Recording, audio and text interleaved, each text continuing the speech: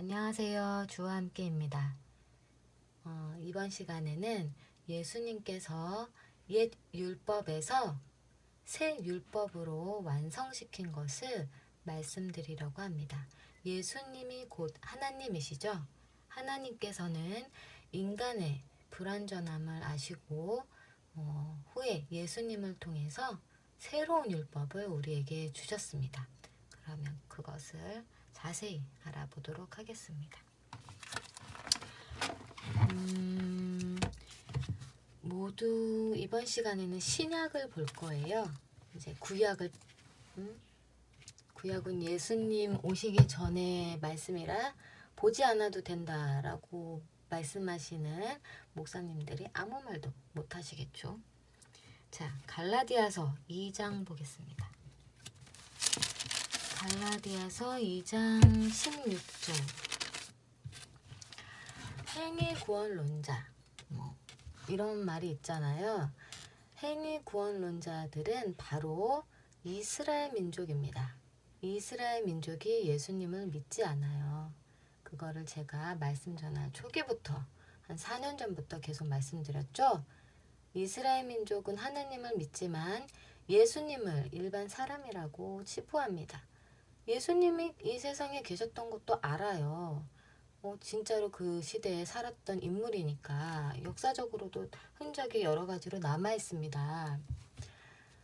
그런데 그 예수님을 신으로 여기지 않고 일반 그냥 선지자 정도, 그러니까 거짓 선지자로 여기고 있지요. 성경에 있는 모든 내용들도 다 사실적으로 근거한 말입니다. 여러분들 그냥 일부러 누가 소설마냥 지은 것도 아니고요. 누가 소설로 지을 수도 없어요. 그럼 만약에 이것을 누가 지었다고 하면 그 사람은 대단한 인물이죠. 몇 세기 막 전혀 시대적 상황이 다른 상황에서도 서로들 말이 다 똑같은 말이 나오고 말도 안 되는 시간과 장소를 초월한 그런 어떠한 인물이 썼다라는 건데 말이 안 되죠. 인간으로서는 그럴 수가 없는 거죠. 이 성경책을 집필하신 분은 하나님이십니다. 하나님께서 사람들에게 성령을 부어주셔서 이 책을 우리들에게 주신 거죠. 아무튼 그래서 갈라디아서 2장 16절을 보시면 이 성경에서는 율법의 행위와 순종의 행위를 분명하게 구분합니다. 말씀드렸죠. 믿음도 산 믿음과 죽은 믿음을 구별한다고. 그런데 일반적인 사람들과 이제 말씀에 대해서 무지한 목사들과 거짓된 자들, 이단자들 이런 사람들은 그런 것을 전혀 분별지도 못하고 그러한 것을 어디서도 들어본 적이 없습니다. 저도 지금껏 살면서 행위 구원론자, 믿음 구원론자 이렇게 둘이 쪼개져 있었지 이것을 융합해서 하나로 조화롭게 설교하시는 분을 단 한 번도 본 적이 없었습니다. 40년 정도 됐죠. 제가 42이라고 말씀드렸는데 이제 저는 태어나서부터 이제 줄고 하나님을 믿었지만 근데 교회 생활 하면서 단 한 번도 최근에 유튜브를 통해서도 이것에 대해서 다 나누어서 설명하시지 파가 나뉘지 이거를 제대로 아시는 분은 제가 본 적이 없습니다. 그런데 하나님께서 제게 직접 임하여 주셔서 모든 것을 풀어주셨지요. 그것을 제가 블로그를 통해서 계속 말하고 있었지만 이제 사람들이 그 글을 찾지도 못해서 잘 보지도 못하고 물론 하나님께서 인도해 주신 분들은 보고서 깨달으셨지만 이제 더 이렇게 많은 분들에게 쉽게 알려드리기 위해서 이 주제를 다루는 것입니다. 보시면은 여기에서 계속 토라의 행위라고 나와요. 거론이 토라, 이것은 율법을 말합니다. 토라 성경, 옛시대의 그 성경에 있는 기록된 이제 그런 행위들, 그 아브라함이 제사 드릴 때 어떻게 하고 절차들, 이제 성전에서 어떻게 제사를 드리고 예배를 드리고 이러한 절차들, 구성물들 갖추고 막 이런 거 있죠. 그리고 또 제가 말씀드린 유월절에 그 양을 잡아먹고 피를 바르고 그렇게 또 지키는 그 명절로서 지킬 때 또 지키는 규례들, 이런 법규들, 이러한 것이 바로 율법의 행위입니다. 그런데 그것을 예수님께서 새로이 저희들에게 새로운 율법을 완성시켜 주셨지요. 그것을 그냥 쉽게 말해서 뭐 옛 율법을 폐했다 이렇게 말하지만 실제적으로 성경에 율법은 폐하여지지 아니하고 예수님께서 완성시킨다고 나옵니다. 그래서 그러한 이제 절차적인 법규 규례 이런 것들은 사라지고 거기에서 자유롭게 예수님께서 새로운 율법을 주셨는데 그것이 앞으로 자세하게 나오겠지만 일단 간단하게 말씀드리자면 그것이 바로 순종의 행위입니다. 순종의 행위가 새로운 율법이 됩니다. 저희에게. 그러면 여기서 이 율법의 행위 보겠습니다. 사람은 율법의 행위로 의로워지는 것이 아니고 예수 그리스도의 신실함을 통하여 의로워지는 것을 우리가 압니다.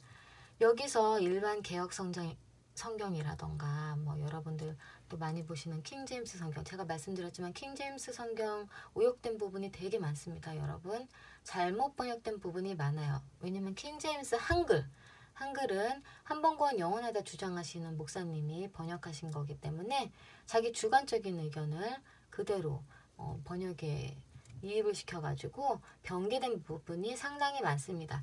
실제로는 이것이 신실함이에요. 신실함. 그냥 믿음 하나로 이렇게 말하지 않고 물론 믿음도 산믿음과 죽은 믿음으로 나눠진다고 말씀드렸죠. 그런데 이제 그 개역 성경에서 나오는 믿음은 산 믿음을, 여기에서 나오는 것은 살아있는 믿음을 말하는 거고, 실제 이제 히브리어를 직통으로 한글로 번역한 거에서는 신실함이라고 나옵니다. 그러면 신실함의 뜻이 뭐냐? 네이버 지식백과를 제가 찾아서 적어놨는데요. 이것도 다 블로그에 예전에 다 해드렸던 것입니다. 신실함, 속이거나 사악함이 없고 순수하고 진실함, 이것이 신실함입니다. 예수님께서는 사람들을 속이거나 사악한 마음이 없으시죠? 순수하고 진실된 분이십니다. 바로 이러한 신실함, 예수님의 신실함을 통하여 우리가 의로워지는 것입니다. 성령님을 받은 자들은 이 예수님의 신실함을 갖추게 돼요. 그런데 이 세상에 살면서 우리는 계속 그 죄의 유혹에 빠지고 인간의 본성이 불쑥불쑥 나올 때가 있죠. 그것을 성령님으로 이제 없애면서 죽이면서, 나 자신을 죽이면서 자아를 죽이면서 나아가는 삶, 그것이 바로 구원을 완성시켜 나가는 삶입니다. 구원을 완수하라 하셨죠. 구원은 처음 구원을 받았을 때 제가 말씀드렸죠. 그 당시에 구원받고 죽으면 천국 간다고. 상급 없이 그냥 천국 갑니다. 상급 없이. 그런데 그 앞으로 구원을 받고 살아나가면 계속 사탄과 싸워 이겨야 되는 거죠. 세상과 이겨 싸우라고 하셨습니다. 그래서 이기는 자가 흰옷을 입는다고. 또 길어지니까 다시 가겠습니다. 예수 그리스도의 신실함을 통하여 의로워지는 것을 우리가 압니다. 뭐로 의로워지는 것이 아니고 행위로 의로워지는 것이 아니고 무엇의 행위? 율법의 행위. 근데 이것을 가지고 이제 한번구원 영혼론자들이 봐라 행위 필요 없다 하지만 예수님께서는 이후에 계속 말씀하십니다. 우리의 순종의 행위가 없이는 결코 천국에 갈 수 없다고. 그것도 다 지금 다룰 거예요. 우리가 그리스도 예수님을 믿는 것은 율법의 행위가 아니고, 이걸 빼면 안 돼요. 율법의 행위, 토라의 행위가 아니고 그리스도의 신실함으로 의로워지기 위함입니다.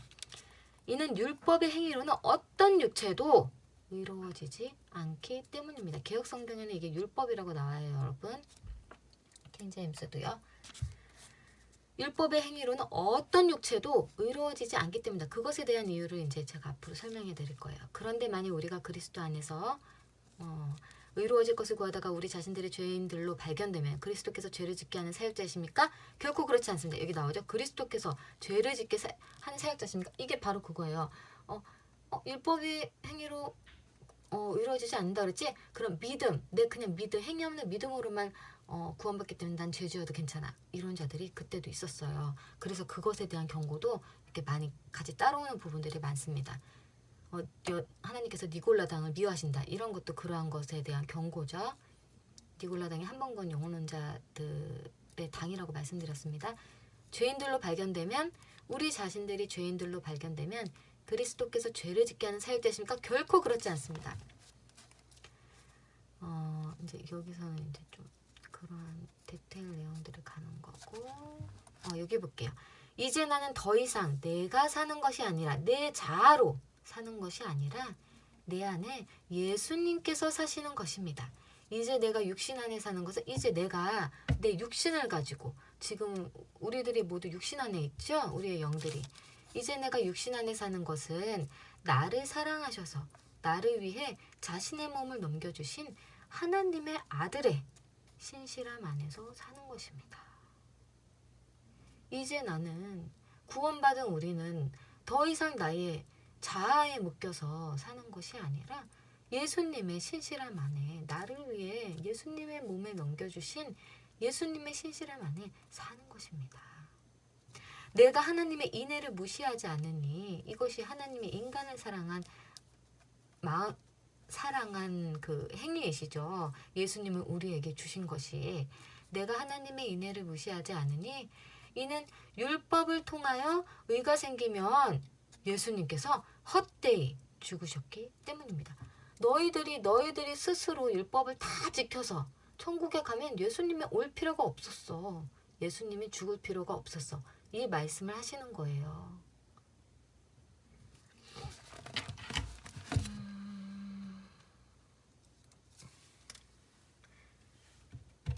그 신실한 자. 이제 그 한번군 영혼론을 외치는 목사들이 인간은 신실할 수 없다. 죄를 지을 수밖에 없다. 하지만 성경에서는 신실한 자에 대해서, 의로운 자에 대해서 기록하고 계십니다. 내가 이 자를 의롭다 칭한다. 의로운 자 누구? 이렇게 칭합니다. 내 마음에 합한 자 이렇게 하시면서요. 그런데 거짓된 목사들은 그러한 사람은 존재치 않아 라고 거짓말합니다. 그렇기 때문에 성경에 대해서 모르는 자들은 다 넘어가게 되지요. 그래서 하나님께서는 사람들을 가르치라 선생의 직무를 그 하나님의 사람들에게 주시는 겁니다. 그것을 또 거짓된 선생과 진실된 참된 하나님의 사람 선생을 구분할 줄 아는 지혜가 있어야 되는데, 그것 또한 모두 하나님의 은혜시죠. 천국과 지옥은 예정되어 있다 말씀드렸죠? 천국 갈 자와 지옥 갈 자. 그렇기 때문에 모든 것을 두고 깨닫게 되는 분들은 하나님께 엄청난 은혜를 입은 자들입니다. 그렇게 구원은 하나님의 은혜라고, 전적인 하나님의 은혜라고 하시죠. 참으로 놀라운 하나님의 섭리입니다. 신실한 자라고 성경 인물에 나온 사람들이 아브라함, 욥, 모세, 다윗, 롯, 엘리야, 여호사밧, 요시야, 다니엘, 바울, 디모데, 실라, 루디아, 오네시모 등 이러한 자들이 신실한 자라고 직접적으로 거론하셨습니다. 여러분 속지 마세요. 인간은 죄를 안 짓고는 살 수 없어 라고 하고 말하는 거짓된 자들, 그들의 말에 속지 마십시오. 제가 항상 말하는 거지만 소돔과 고모라, 그 악하고 악한 성에서 롯은 하나님께 의롭다 칭함받았습니다. 심지어 율법 시대였어요, 여러분. 지금과 같이 율법에서 자유롭게 하신 예수님의 새 율법의 시대가 아닌 옛 율법 시대였음에도 롯은 하나님께 의롭다 칭함받았습니다. 너무 대단하지 않습니까? 근데 인간은 대부분 그러하기까지 너무 힘들기 때문에 하나님께서는 인간을 사랑하는 마음으로, 자비함으로 우리에게 예수님을 통해 새 율법을 주셨지요. 갈라디아서 3장 보겠습니다. 이어서 5절 볼게요. 하나님께서 여러분에게 영을 주시고 여러분 가운데서 능력들을 행하는 것이 여러분의 율법의 행위 때문입니까? 아니면 신실함을 들었기 때문입니까? 아브라함이 하나님을 믿었으니 그것이 그에게 의로 여겨진 것과 같습니다. 이랬죠? 하나님을 믿었으니. 여기서는 죽은 믿음일까요? 산 믿음일까요? 이거 예전부터 제 설교 들어오신 분들은 바로 아실 것입니다. 이것과 함께 똑같은 말씀이 나오는데 아브라함이 이삭을 하나님 앞에 제단으로 바친 것을 하나님께 의로 여기셨다라고 나옵니다. 산 믿음이죠. 산 믿음. 아브라함이 자기 자식을 바치지 않았다면 그건 죽은 믿음이죠. 그렇기 때문에 그는 믿음 없는 자가 되는 겁니다. 믿음 있는 자는 하나님의 말씀을 지키고 따르지요. 살아있는 믿음을 말합니다. 아브라함이 하나님을 믿었으니 그것이 그에게 의로 여겨진 것과 같습니다. 그리고 율법책에 기록된 모든 것 안에서 지내면서 행하지 않는 자는 저주 아래 있는 것이다 라고 기록되었습니다. 율법에 있는 것대로 행하지 않는 자. 이거는 순종의 행위가 아니고요. 율법에 따른 행위, 그 규례, 법칙, 절차 이런 거 갖추는 거예요. 그래서 율법의 행위로 난 자들은 모두 저주 아래 있습니다. 왜냐? 이 겉껍데기만 지키는 거거든요. 이것을 이제 예수님께서 회칠한 무덤이라고 말씀하시는데 그거 이따 볼게요. 율법 안에서는 아무도 하나님 앞에서 의로워지지 못하는 것이 분명합니다. 바로 이거예요.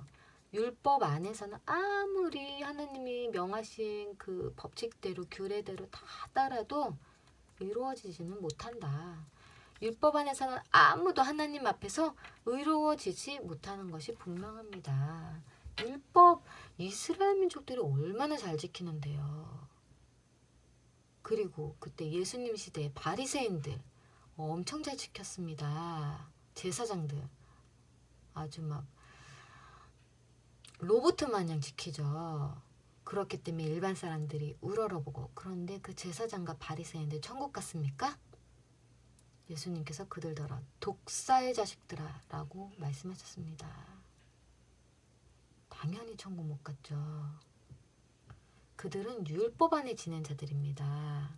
율법, 순종의 행위가 아닌 율법의 행위 아래 갇혀서 지낸 자들입니다. 왜냐하면 의인은 신실함으로 말미암아 살 것이다 라고 하였기 때문입니다. 보세요. 신실함으로 구별하시죠? 의인은 신실함으로 말미암아 살 것이다. 신실함 뭐라고 했죠? 제가 속이거나 사악함이 없고 순수하고 진실함이라고 말씀드렸습니다. 율법은 신실함에서 생긴 것이 아닙니다. 다만 율법을 행하는 자는 그 안에서 살아야 한다라고 하였습니다. 중요한 거 나옵니다. 예수님께서 그리스도께서 우리를 위한 저주가 되셔서 율법의 저주로부터 우리를 구속하셨습니다. 왜 저주가 됐다 하죠? 율법의 저주로부터. 지금 또 율법의 저주랍니다. 율법이 우리에게 저주라고 해요. 율법의 저주로부터. 왜냐하면 율법대로만 산다면 천국 갈 자들이 아무도 없기 때문에 아무리 잘 지켜도 100% 다 지킬 수가 없습니다. 여러분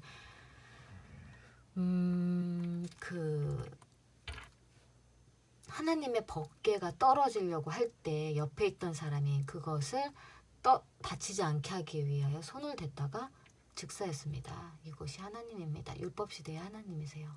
어마어마하게 무서우셨습니다. 그것을 하나님께서 돌이키셔서 사람들의 마음을 헤아리시고 본인 스스로 또 인간들을 알고자 사람의 육신을 입고 이 땅에 오셔서 인간들을 구원해 주시려 오셔서 희생으로 죽음당하셔서 우리들을 위해 새 율법을 완성시켜 주셨죠. 율법의 저주로부터 우리를 구속하셨습니다. 이는 나무에 매달린 자는 모두 저주받은 자다라고 기록되었기 때문입니다. 나무에 매달리는 자를 모두 저주받은 자라고 하였답니다. 나무에 매달린 자. 예수님 십자가 나무에 매달려 죽으셨습니다. 나무에 매달린 자는 모두 저주받은 자다. 여기에서 여러분들께 보여드릴 말씀이 있습니다. 신명기 21장 23절 너는 나무 위에 매달린 그 시체를 밤새도록 두지 말아야 하고 그날에 꼭 묻어야 한다. 왜냐하면 하나님께 저주받은 자가 나무 위에 매달리기 때문이다. 여러분, 나무 위에 매달려서 죽는 자들 많지요. 저주받았다 합니다. 그들은 모두 하나님께 저주받은 자라고 합니다. 자살할 때 나무에 매달려서 죽는 사람들 많지요? 하나님께 저주받은 자들이라 합니다. 너는 내 하나님 여호와께서 내게 유업으로 주시는 내 땅을 부정하게 하지 말아야 한다. 그래서 여기 보시면은 예수님께서 우리를 위한 저주가 되셔서 대신 우리를 위한 저주가 되셔서 근데 예수님께서는 자살하신 것이 아니나 하나님께서 우리를 위해서 희생하신 거죠. 여러분 자살하는 자들 제가 모두 지옥에 간다고 말씀드렸습니다. 성령님은 결코 자기 자신을 죽이지 않으세요. 우리 자체가 성전이라고 말씀하셨죠. 그렇기 때문에 성전인 자를 해하는 자는 저주를 받을 것이라고 성경에 기록이 되어 있습니다. 그래서 그런데 예수님은 자살을 하신 것이 아니라 이제 예수님이 하나님이시기도 하지만 희생을 하신 거죠. 우리들을 살리기 위해서 희생하셨습니다. 바로 그러한 것이 또 있죠. 순교. 순교는 자살이 아닙니다. 희생을 선택하는 거죠. 내 자의로 주를 위해서 죽는 것을 선택하는 것. 그것이 순교입니다. 일반 사람들이 자살하는 거, 살기 힘들어서 고통스러워서 이 세상 끝나고 싶어서 자살하는 거. 그것은 순교도 아니고 희생도 아니죠. 그러한 자살하는 자들은 모두 지옥에 갑니다. 근데 이 하나님께서 예수님께서 목숨을 내놓으신 거 이것은 희생이지요. 그래서 여기서 나옵니다. 우리를 위한 저주가 되셨다고. 우리를 위한 저주가 되셔서 율법의 저주로부터 우리를 구속하셨습니다. 구속을 또 볼게요. 구속하셨습니다. 이걸 또 이단자들은 어떻게 해석하냐면 이거 봐라 구속됐다. 한번 구원받으면은 뭐 지옥에 갈 일이 없다. 이렇게 해석을 해버려요. 성경에 없는 얘기를 막 갖다 붙입니다. 구속이라는 뜻은 그리스도를 통하여 인류를 죄악으로부터 건져내어 하나님의 은총 속에 있게 하려는 섭리적인 행위라고 분명하게 나옵니다. 이것도 지식백과에 나와요. 여러분 네이버에 찾아보세요. 다시 말씀드릴게요. 그리스도를 통하여 인류를 죄악으로부터 건져내어 죄악으로부터 건져냈는데 또 죄를 짓게 한다. 말도 안 되는 거죠. 완전히 이단인 사람들은 죄에 미친 자들입니다. 죄에 미친 자들. 하나님의 은총 속에 있게 하려는 섭리적인 행위가 구속입니다. 하나님의 은총 속에 있게 하려는 행위. 그것이 구속입니다. 그래서 율법의 저주로부터 우리를 구속하셨습니다. 율법의 저주에서 풀고 신실함 안에 있게 하시는 거. 그것이라고 말씀하시죠? 자, 이제 율법의 저주 아래 묶인 자들에 대해서 보겠습니다. 예수님께서는 순종의 행위가 없는 자들은 결코 천국에 들어갈 수 없다고 하셨습니다. 그런데 이 율법만 지키는 자들은 지옥에 갈 것이라 하십니다. 바로 그들이 그 시대의 서기관들과 바리새인들이었죠. 서기관들과 이것이 마태복음 23장 14절 보겠습니다. 13절 볼게요. 서기관들과 바리새인들아 너희에게 화가 있다. 이 위선자들아 참으로 너희가 사람들 앞에서 하늘왕국 문을 닫아서 너희 자신도 들어가지 않고 들어가려는 사람들도 들어가지 못하게 한다. 그렇죠. 지금의 서기관들과 바리새인들이 넘쳐나죠. 그 자들은 자신도 못 들어갑니다. 자신도 못 들어가는데 또 그러면서도 들어가려는 사람들까지도 들어가지 못하게 한다고 하시죠. 서기관들과 바리새인들아 너희에게 화가 있다. 이 위선자들아 참으로 너희가 과부들의 집들을 삼키면서 남들에게 보이려고 길게 기도하는 척한다. 그러므로 너희는 큰 심판을 받을 것이다. 서기관들과 바리새인들아 너희에게 화가 있다. 성경에 나오는 심판은 천국과 지옥을 말씀하십니다. 여러분, 천국 가는 자들은 어떠한 벌도 받지 않는다고 제가 말씀드렸습니다. 천국 가는 자들은 어떠한 질책도 받지 아니합니다. 왜냐면은 그 데려가실 때에 점도 흠도 없게 하여 데려가신다고 분명히 성경에 기록되어 있어요. 그렇기 때문에 질책을 받는 것은 이 땅에서 받는 것이지 구원받아서 마지막에 올라가는 자, 천국에 올라가는 자들은 질책받을 것이 하나도 없게 됩니다. 모두 흰옷을 입은 자들이 올라가게 돼요. 그래서 성경에 보면은 심판이라고 나올 때는 지옥을 말씀하시는 겁니다. 지옥을 말씀하시는 거예요. 모든 심판이 그것과 연관되어 있어요. 그 앞뒤 저는 문맥을 살펴보면 그렇습니다. 아이고. 서기관들과 바리새인들아 너희에게 화가 있다. 이 위선자들아 참으로 너희는 겨우 한 사람을 개종시키려고 바다와 마른 땅을 다니다가 그가 개종되고 나면 전도하려고 엄청나게 열심히 노력하죠. 그런데 그를 개종하고 나면 되고 나면 그를 너희보다 2배나 더한 흰농골짜기 이게 지옥입니다. 지옥의 자식으로 만든다. 너희보다 2배나 더한 지옥 자식으로 만든다. 너희에게 화가 있다. 눈먼 인도자들아 너희는 성전에서 맹세한 것은 아무것도 아니지만 성전에서 황금을 두고 맹세한 것은 지켜야 한다고 말한다.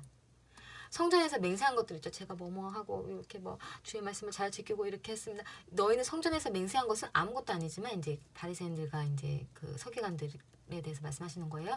그렇지만 성전에서 황금을 두고 맹세한 것은 지켜야 한다고 말한다. 제가 얼마를 꼭 저기 헌금으로 내겠습니다. 이러한 것은 무조건 지켜야 된다고 말한다.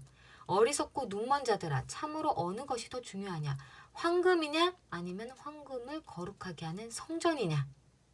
이때 당시에는 성전이 유지되고 있었죠. 여러분 제가 말씀드리지만 예수님께서는 성전 위에 돌 위에 돌 하나도 남지 않고 다 무너뜨릴 것이다. 그렇게 말씀하셨습니다. 그래서 실제로 이스라엘에서는 그 이후로 성전이 다 사라졌죠. 지금까지 성전이 없습니다. 예배당만이 있을 뿐이죠. 이스라엘에 가시면 성전이 없어요. 이스라엘 민족이 예배당을 가지고 성전이라고 결코 말하지 않습니다. 한국 사람들만 교회를 가지고 성전이라고 속이죠. 이스라엘 민족들은 예배당을 가지고 성전이라고 말하지 않아요. 예배당은 예배당일 뿐입니다. 구분이 돼요. 성전은 그 안에 성전에 들어갈 구성물들이 갖추어져야 된다고 말씀드렸죠. 번제물과 이런 것들이요. 제단 같은 거. 그래가지고 제3성전이 이제 앞으로 지어질 건데 거기에 대한 구성물들 또한 모두 만들어둔 상태입니다. 그것이 성전입니다. 이스라엘 민족도 구원받지 못하였다고 말씀드렸죠. 자신이 안에 성전이 없으니까 건물 성전을 지으려고 한다고. 그런데 이제 이때 당시에는 성전이 있었죠. 그래서 거기에 대한 말씀하시는 겁니다. 이제 이런 것은 이제 그 물질에 대한 그런 것에 대해서 이제 예수님께서 질책하시는 거고요. 이제 이렇게 쭉쭉쭉쭉 나옵니다. 이제 막 그 바리새인들과 서기관들이 성전에다가 헌금은 바쳐야 된다. 그것에 대한 맹세한 것은 무조건 지켜야 된다라고 막 하면서 그 속은 시커멓게 다른 행위들은 순종의 행위들은 지키지 않고 이러한 것에 대해서 이제 말씀을 하십니다. 이거 바카와 시라와 커민의 11조는 바치면서 공의와 인애와 신실함과 같이 더 중요한 뭐가 더 중요하다고 하시죠? 헌금도 중요합니다. 하지만 그것보다 더 공의와 인애와 신실함과 같이 더 중요한 율법은 소홀히 한다. 그러니까 이러한 율법. 그러니까는 헌금에 대한 율법은 지켜야 되면서 공의, 인애, 신실함에 대한 기록된 그러한 율법은 소홀히 한다. 이것도 행해야 하고 저것도 소홀히 여기지 말아야 한다. 눈먼 인도자들아 하루살이는 걸러내면서 낙타는 삼키는 자들아 서기관들과 바리새인들아 너희에게 화가 있다. 이 위선자들이라고 말씀하시죠. 참으로 너희가 잔과 접시의 겉은 깨끗하게 하지만 그 속은 강탈과 방종이 가득 차 있다. 눈먼 바리새인들아 먼저 잔 속을 깨끗이 하여라. 너희의 마음을 먼저 깨끗이 하여라. 그러면 그 잔 겉도 깨끗하게 될 것이다. 이제 네 안이 깨끗하면 겉에 그러한 것도 자연스럽게 따라온다. 이런 말씀입니다. 서기관들과 바리새인들아 너희에게 화가 있다. 이 위선자들아 참으로 너희가 회칠한 무덤 겉에만 이제 이쁘게 하는 회칠한 무덤과 같아서 겉은 아름답게 보이지만 속은 죽은 사람의 뼈와 온갖 부정이 가득 차 있다. 아시죠? 제가 말씀드린 회칠한 무덤과 같아서 겉은 막 아름답게 막 신실하게 꾸민 것입니다. 율법으로. 사람들 앞에서 기도 열심히 하고 길게 하고 또 귀신방언으로 신실한 방언인 양 속이고 통역도 안 되는 자신이 아주 막 의로운 사람인 양 그렇게 아름답게 보이지만 그 속은 음란함과 온갖 죄악들, 탐욕, 부정, 거짓말 등등등 이러한 것들로 가득 차 있죠. 그러면서 회개도 없이 그러한 것을 반복적으로 지어나가는 사람이 완벽하지 않기 때문에 성령님이 필요한 거죠. 저도 불쑥불쑥 죄악된 마음들이 올라올 때가 있습니다. 사람마다 약점이 있지요. 어떤 사람들은 음란죄도 약하고 어떤 사람은 거짓말에 약하고 그런 거에 대해서 잘 넘어간다는 말입니다. 어떤 사람은 물질적인 거, 탐욕에 대해서 이제 약하고 저 같은 경우는 그 악한 자가 저에게 악하게 대할 때 그 분노가 치밀은 것에 대해서 약합니다. 이제 태생적으로 분노를 잘 못 느끼는 자들이 있어요. 전 그런 자들이 너무 부럽습니다. 제 절친이 그 애가 한 명이 걔가 진짜 그런데요. 화를 잘 안 내요. 그냥 애가 그 원래 그 선함, 그러니까 이제 막 분내지 않는 그러한 것이 있는 겁니다. 그것이 참으로 부럽죠. 그게 달란트입니다. 오늘 죄송합니다. 왜 이렇게 자꾸 꼬이지?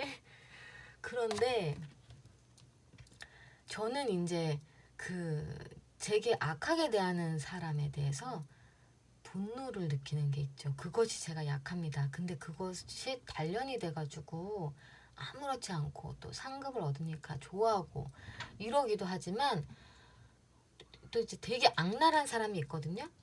저에게 아무리 욕을 해도 별의별 욕을 해도 아무렇지 않게 이제 하나님께 감사함으로 심지어 미친 사람 마냥 하나님께 막 기쁨과 감사함으로 나갈 때가 있는데 가끔 가다가 완전히 저를 진짜 확 분노 게이지가 올라가게 하는 그런 인간들이 있습니다. 그때 저의 죄성이 나오는 거죠. 막 부글부글. 참 그러한 것들을 이제 성령님으로서 이겨나가야 되는 거고 제가 그것에 순간적으로 마음속으로 넘어졌을 때는 제가 기도를 합니다. 죄송하다고 하나님 죄송합니다. 제가 또 이런 제약된 마음을 품고 제가 너무 부족합니다. 저 좀 도와주세요. 이러한 기도를 합니다. 저는 이러한 기도를 많이 해요. 이제 또 그러한 기도를 해서 응답을 또 많이 받고 정말 신기한 것이 그런 기도하고 나면 마음의 미움이 사라집니다. 너무 신기하지 않습니까? 이런데 제가 어떻게 하나님을 부인할 수 있겠습니까? 저는 삶 속에서 하나님을 항상 느끼며 살아갑니다. 기도를 하는데 응답이 돼요. 제 마음이 변화가 일어나요. 그러한 것이 너무나 놀랍죠. 이러면서 제 스스로 트레이닝이 되는 거죠. 또 연습이 되는 겁니다. 그러면서 제 스스로 단련이 돼가는 거죠. 그래서 한 단계 한 단계 업그레이드 돼가는 겁니다. 가면서도 또 다시 넘어질 수가 있어요. 그땐 또 성령님께 간구해서 이겨나가면 또 더 나은 인간으로 업그레이드 되는 겁니다. 누구와 함께 걸어갈 때? 주와 함께 걸어갈 때, 성령님과 함께 걸어갈 때 그렇게 우리가 나아가는 겁니다. 그것이 세상을 이겨나가는 법이에요. 이러한 것이 성령님이 없으면 결코 이루어질 수 없는 거죠. 인간의 스스로의 힘으로, 나의 스스로의 힘으로는 절대 결코 할 수가 없습니다. 할 수가 없어요. 오직 성령님께서 임하여 주실 때 그것이 가능케 됩니다. 그래서 여러분들 자신의 약점 있죠? 나의 약한 부분, 말씀드렸듯이 탐욕, 거짓말, 음란, 또 시기질투. 시기질투 많은 사람들이 참 많아요. 엄청나게 많더라고요. 저는 또 감사한 것이 그러한 것은 없습니다. 그것이 너무나 감사해요. 이것이 항상 제가 어릴 때부터 자꾸 말하게 되는데 이게 그냥 이제 타고났다라는 거죠.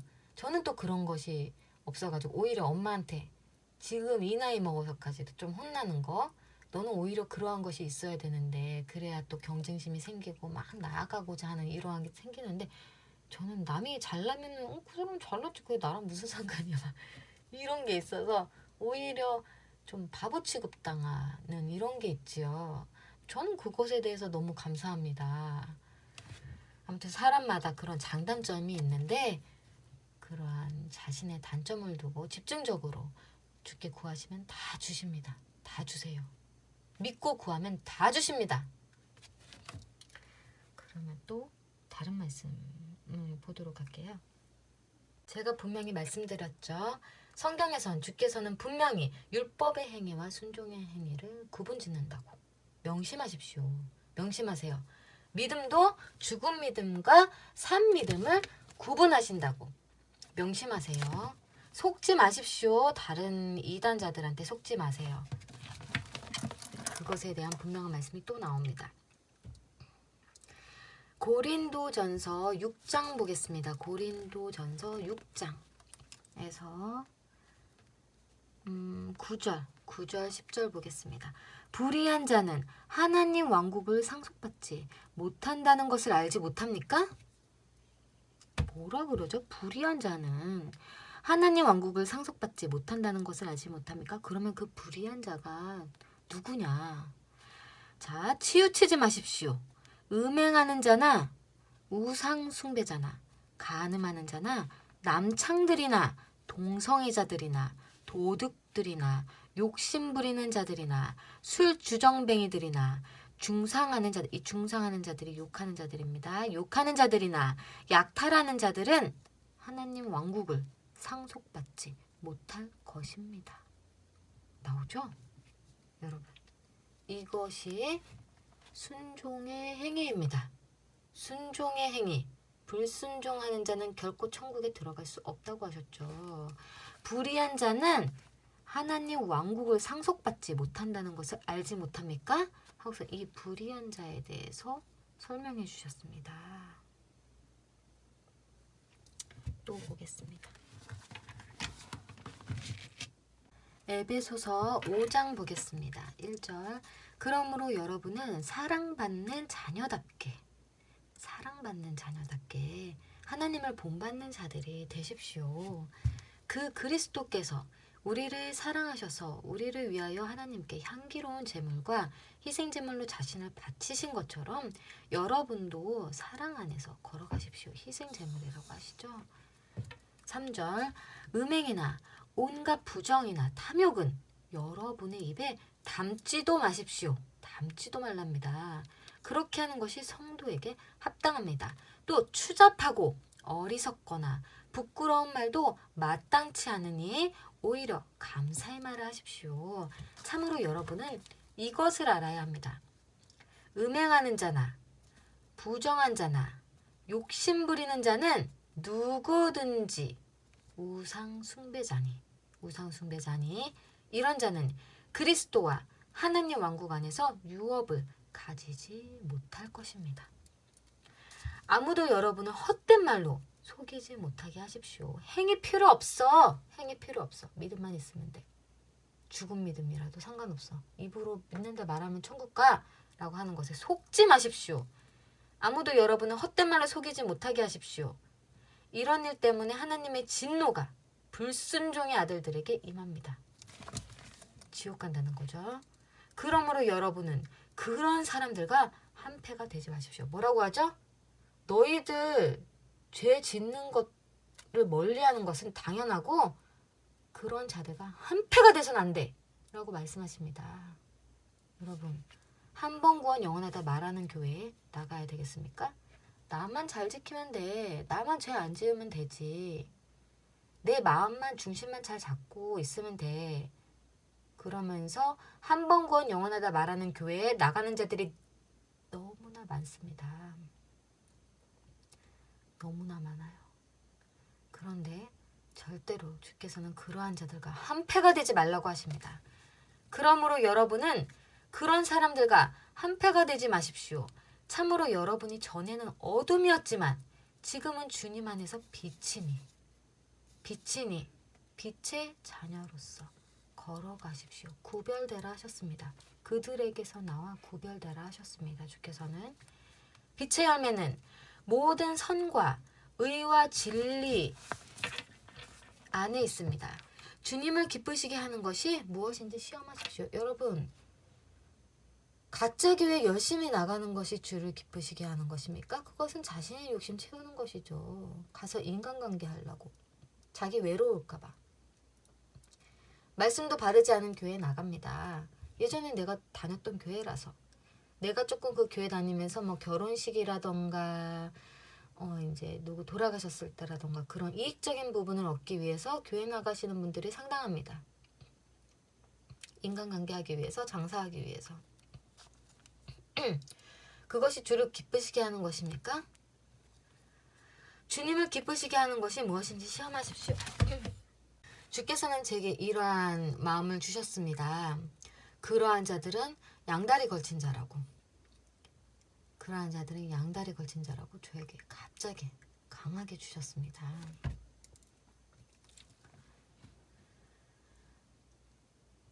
나는 중심을 잘 지킬 거야 라고 하면서 한 번 구원 영원하다 말하는 거짓된 교회 출석하는 자들, 양다리 걸친 자라서 모두 내쳐질 것이라 그러셨습니다. 여러분.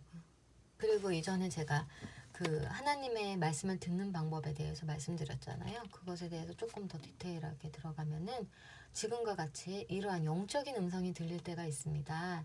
이것은 다 성경 말씀의 토대로 된 거죠. 기초가 성경 말씀을 기반으로 두고 있습니다. 이러한 음성이 이제 내적으로 들린다면 그것이 주의 음성이죠. 성령님의 이끄심입니다. 이러한 것은 이제 주의 말씀을 많이 묵상하고 순종하는 자들에게 나타나는 현상들이죠. 이렇게 막 육성으로 들리는 그것이 아니라 내 안에 어떠한 메시지가 팍 꽂히는 겁니다.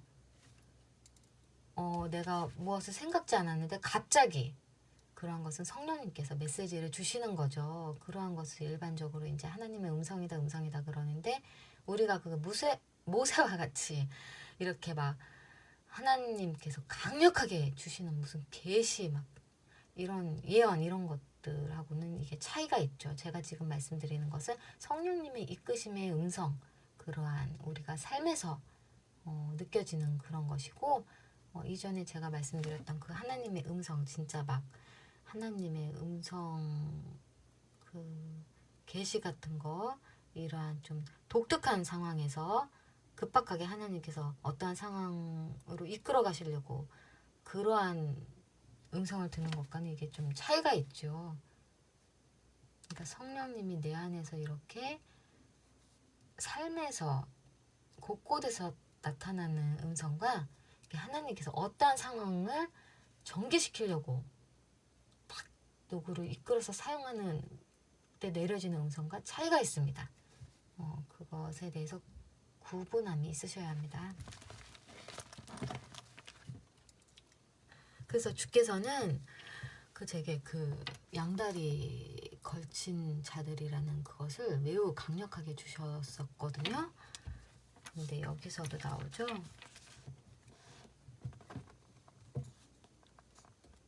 주님을 기쁘시게 하는 것이 무엇인지 시험하십시오. 그리고 열매 맺지 못하는 어둠의 일들에 참여하지 말고 도리어 책망하십시오. 참으로 그런 일들은 그들에 의하여 비밀스럽게 행해지는데 그 악한 일들, 그런 일들은 이제 회칠한 무덤과 같은 자들, 겉은 아름답게 보이지만 속은 막 사람 죽은 뼈와 막 부정한 일들이 가득한 무덤과 같은 그런 자들은 비밀스럽게 행해지는데 말하기조차 부끄러운 것입니다. 선교사들이나 이제 여러 가지 직책을 가지신 분들이 선교지에 나가가지고 단체로 창녀촌에 가는 경우가 많다 합니다. 이거 직접적으로 그 생활하시는 분이 말씀하시더라고요. 그리고 또 저희 엄마도 어떻게 그걸 아셔가지고 저한테 최근에 또 말씀하시더라고요. 그러한데 외국에 이제 선교하러 간다 그래가지고 그런 데가 돈도 싸가지고 이렇게 단체로 창녀촌에 간다 합니다. 그들이 한 번 건 영원하다 말하는 자들인데요. 자신들은 뭐 죄를 지을 수밖에 없다.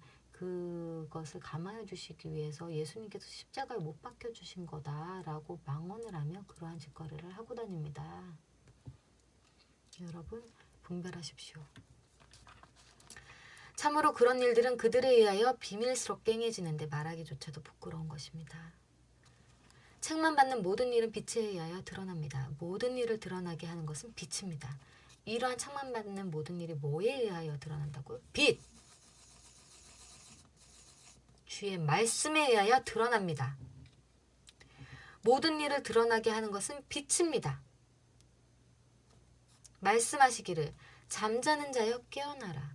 죽음에서 일어나라. 그 그리스도께서 네게 비추실 것이다 라고 하셨습니다. 그러므로 여러분은 어떻게 걸어갈지 조심스럽게 살펴 어리석은 사람처럼 행하지 말고 지혜로운 사람처럼 행하십시오. 시간을 아끼십시오. 참으로 날들이 악합니다. 그러므로 여러분은 어리석은 자들이 되지 말고 우매한 자들이 되지 말고 주님의 뜻이 무엇인지 깨달으십시오. 술 취하지 마십시오. 이것에 대해서 제가 많이 말씀드렸죠. 취하면 안 됩니다. 술 취하지 마십시오. 거기에는 방탕이 있습니다. 영으로 충만하십시오. 시와 찬송과 영적인 노래들로 서로 화답하며 부르십시오. 저는 매일매일 입에서 자연스럽게 찬송이 나옵니다. 희한하게 찬송도 때에 맞게 제 영적 상태에 따라서 저도 모르게 나와요. 저도 모르게. 희한하죠. 이게 그 성령님과 함께하는 자들은 저뿐만 아니라 저희 엄마도 그렇고요. 이게 자연스러운 현상입니다. 그것이 열매예요. 이게 입에서 나도 모르게 하나님을 찬양하는 찬송이 나옵니다. 희한하죠. 이게 내 안에서 성령님이 움직이셔서 계셔서 그런 거예요. 이게 내가 일부러 오늘은 찬송 몇 장을 불러야지 막 이러한 것이 아니에요. 오늘은 기필코 성경을 몇 장을 읽어야지 계획적으로 이러한 것이 아닙니다. 영적으로 성경을 읽고 싶고 찬양을 부르고 싶고 찬양을 듣고 싶고 이렇게 되는 거예요. 우리가 어떤 사람을 두고서 내가 얘를 사랑해야지 이런다고 사랑이 나옵니까? 생깁니까? 절대 그렇지 않죠. 절대 그거 못 그래요. 사랑 자연스럽게 나오는 겁니다. 누가 시키지 않아도. 찬양, 기도, 성경 읽기 이것이 성령님과 완전히 함께하는 자들은 이것이 삶에서 자연스럽게 나옵니다. 내가 오늘은 몇 장 몇 절을 읽어야지. 오늘은 찬양 뭐를 꼭 불러야지. 이렇게 되는 게 아니에요. 그런데 이제 그러한 것이 성령 충만함을 얻기에 도움이 될 수는 있습니다. 초반에. 이제 그게 아직 체계가 잡혀지지 않은 자들에게. 그런데 제가 말씀드리는 것은 성령이 충만하면 이러한 것들이 자연적으로 나오게 된다라는 말입니다. 시와 찬송과 영적인 노래들로 서로 화답하여 부르십시오. 그래서 이제 만약에 이제 지금 이렇게 사람이 살면서 힘들 때 막 고통스러울 때 있잖아요. 그때는 일부러라도 하는 것이 도움이 됩니다. 확실히 도움이 돼요. 내 마음에 이 악한 생각과 그 사탄이 사라지게 돼요. 여러분들 사탄이 하나님의 사람들도 공격합니다. 불쑥불쑥 들어올 때가 있어요. 그렇게 해서 넘어뜨리죠. 그때 이제 찬양을 듣는다던가 찬송을 내 입으로 직접 부른다던가 이러면 상당히 많은 도움이 됩니다. 마음의 평안을 갖게 되고요. 기쁨이 오게 됩니다. 똑같은 세상인데 세상이 갑자기 달라지는 거예요. 이것이 바로 하나님의 사람들이 진정한 하나님의 사람들이 살아가는 방식입니다. 죄를 지어도 돼 하면서 막 죄 탐욕에 빠지고 죄에 빠지고 허우적대고 막 죄에 묶여가지고 죄 안에서의 자유함을 느끼는 자들 그러한 자들은 사탄의 자녀들이고 죄를 벗어들이고 죄로부터 자유롭게 된 자들 더 이상 죄에 묶여지지 않은 자들 죄로부터 자유롭게 된 자들 하나님께 속한 자들 이러한 자들이 하나님의 자녀들이죠. 모든 일에 우리 주, 그러니까는 여러분의 마음으로 여호와께 노래하며 찬양하십시오. 모든 일에 우리 주 예수 그리스도의 이름으로 하나님 아버지께 항상 감사하십시오. 그리스도를 경외하면서 서로 순종하십시오. 이제 여기서부터 이제 또 아내와 남편에 대한 그러한 순종이 나오는데, 이거 제 영상에 있습니다. 여러분들 찾아서 보세요. 남자 여자 그 아내와 남편에 대한 그 순종에 대한 말씀이요. 이렇게 오늘은 율법의 행위와 순종의 행위에 대해서 알려드렸습니다. 여러분들 이제 구분이 좀 가십니까? 대다수, 거의 모든 기독교인들은 이것에 대해서 알지 못합니다. 그래서 이 성경에 나오는 율법의 행위를 일반 순종의 행위로 치부해서 행위는 필요 없어, 믿음만 있으면 돼 라고 하는 한번구원 영혼론자들이 많지요. 아니면은 행위구원론자들이 있다던가. 근데 주께서 말씀하시는 것은 그것이 아니죠. 다른 차원입니다. 아예 차원이 다르지요. 제가 말씀드렸듯 루터도 아니고 칼빈도 아닙니다. 제가 말씀드리는 것은 차원이 다르지요. 바로 하나님의 차원입니다. 이것이 하나님의 질서예요. 하나님의 섭리입니다. 여러분들 주의 지혜를 소유하십시오. 이것이 이해가 안 될 때는 주께 간청하십시오. 주실 것입니다. 지혜를 달라 구하십시오. 여러분, 마지막으로 보여드릴 말씀이 있어서요. 빌립보서 2장, 자, 오늘 본 모든 말씀들은 신약입니다. 빌립보서 2장 12절. 그러므로 나의 사랑하는 자들이여, 여러분이 항상 순종하였던 것처럼 내가 있을 때뿐만 아니라 지금 내가 없을 때에도 더욱더 경외함과 떨림으로 자신의 구원을 이루십시오. 구원을 이루십시오. 이루라고 하시죠. 자신의 구원을 경외함과 떨림으로 이루십시오. 또 요한계시록 20장 12절 보겠습니다. 그리고 나는 죽은 자들이 큰 자나 작은 자를 막론하고 그 보좌 앞에 서 있는 것을 보았다. 책들이 펼쳐져 있었고 또 다른 책이 펼쳐져 있었는데 그것은 생명책이었다. 죽은 자들은 그 책들에 기록된 대로 그들의 일들에 따라 심판받았다. 뭐라고 하시죠? 그들의 일들에 따라 심판받았다. 제가 말씀드렸죠. 심판은 천국과 지옥을 말씀하시는 거라고요. 그리고 바다가 그 안에 있던 죽은 자들을 내어주고 죽음과 시올도 그 안에 있던 죽은 자들을 내어주니 지옥도 내어주니 그들이 각각 자기 일들에 따라 심판받았다.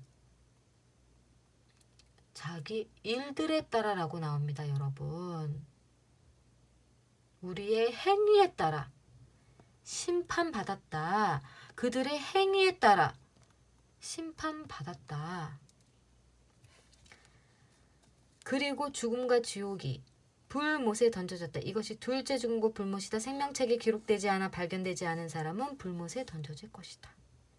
생명책에 기록되지 않아 발견되지 않는 사람은 불못, 지옥에 던져질 것이다. 예수님께서는 제자들에게 이렇게 말씀하셨습니다. 마가복음 10장 24절에 자녀들아, 하나님 왕국에 들어가기가 얼마나 어려운지 라고 하셨습니다. 여러분들, 천국에 들어가는 자들은 적습니다. 제자들이 천국에 들어가는 자가 적습니까? 라고 물었더니 예수님께서 적다고 말씀하셨습니다. 천국에 들어가는 자 적습니다. 그것을 아시고 모두 이 저의 말을 듣는 모든 분들 도태되지 마시고 사탄의 미혹에 넘어가지 마시고 이 세상을 이겨서 우리 꼭 천국에 들어가도록 합시다. 그럼 오늘 여기까지 하겠습니다. 감사합니다.